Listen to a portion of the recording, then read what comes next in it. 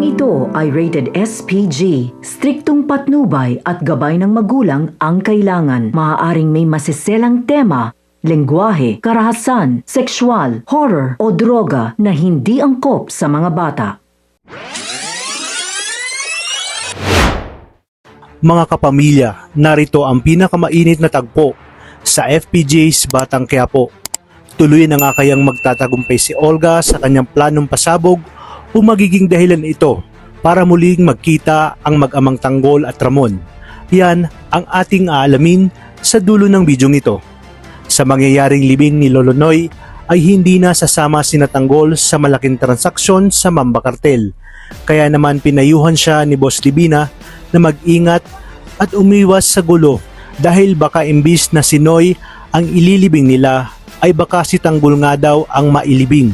Sa kabilang banda, gumawa naman ng sariling investigasyon si Rigor at Mando patungkol sa shootout sa checkpoint at nalaman na nila kung sino ang may-ari ng sasakyan na ginamit ng salarin. Nalaman nila na si Divina ang nagmamay-ari nito kaya naman ipinagyabang niya ito kay Colonel Suarez na may lead na umano siya tungkol sa shootout. Ngunit imbis na matuwa si Colonel Suarez ay nagalit pa ito kay Rigor.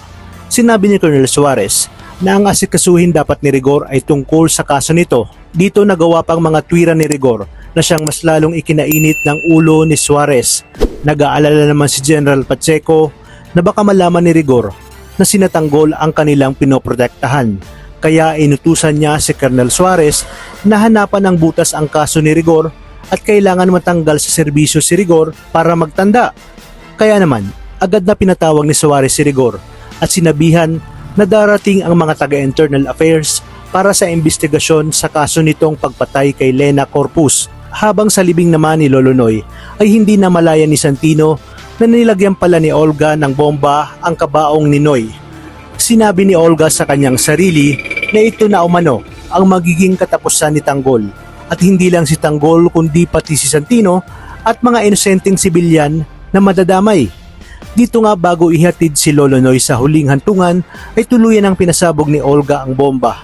At sa pag-aakala niyang patay na si Tanggol ay kaagad nga silang umalis. Wala siyang kaalam-alam na nasa paligid lang ang mga kaibigan ni Tanggol. Kaya to the rescue ang mga ito at humingi ng saklolo sa ina ni Enteng dahil mga wanted sila at hindi sila pwedeng makita sa pampublikong lugar kagaya na lang ng ospital. Tinawagan agad naman ni Madonna si Boss Divina at ipinaalam ang nangyari. Dali-daling pumunta si Boss Divina sa ospital. Sakto rin na papunta doon si Ramon dahil nakarating sa kanya ang balitang nasa ospital si Marites.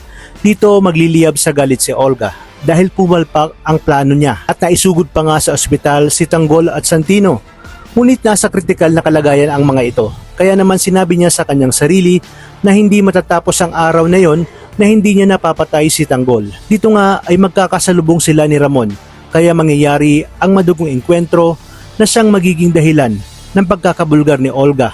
Makikita kasi sila ni Marites at Tinding. Dito masusundan ni Ramon si Olga at makikita niya ang pagtangka sa buhay ni Tanggol at maririnig ni Ramon ang lahat na ang nasa ospital na Tanggol pala ay ang kanyang tunay na anak na siyang mula sa bibig ni Olga. Dito na magkakasagupaan ang dalawa at magkakaalaman kung sino sa kanila ang tuluyang mamamaalam. Napakarami pa nating dapat abangan dito lang sa nangungunang series sa Primetime. Maraming salamat sa inyong panonood at pagpalain tayong lahat, mga kapamilya.